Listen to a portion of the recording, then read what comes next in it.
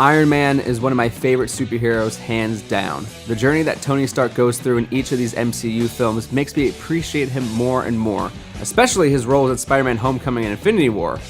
But if I'm going to be brutally honest, Iron Man 2 is probably one of his weaker films. The first Iron Man was amazing, hands down some of Marvel's best writing and narratives, but Iron Man 2 falls short of many expectations.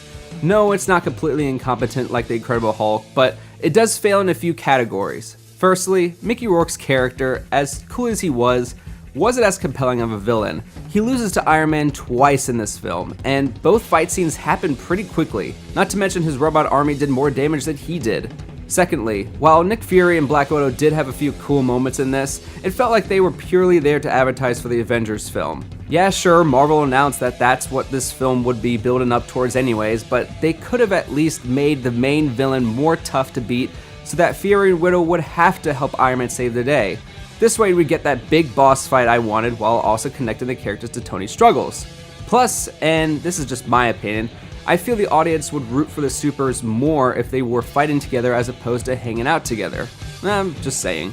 Anyways, those are the negatives for the film. Now, let's talk positives. I actually liked Rhodey better in this one than in the first Iron Man. His character was portrayed so much better this time around. Not to mention War Machine in general is just so awesome looking. And I actually liked Justin Hammer as a villain. They could have used him a little bit more. Heck, the idea of two corporations trying to over-dominate each other would have been a great way to jab at the negative effects of capitalism, but that's a whole different subject.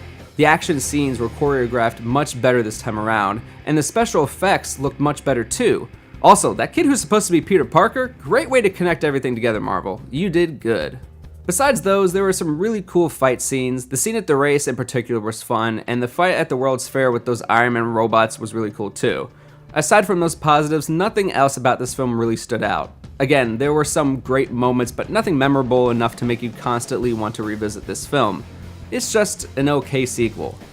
6 out of 10. This film was alright. Thank you for watching.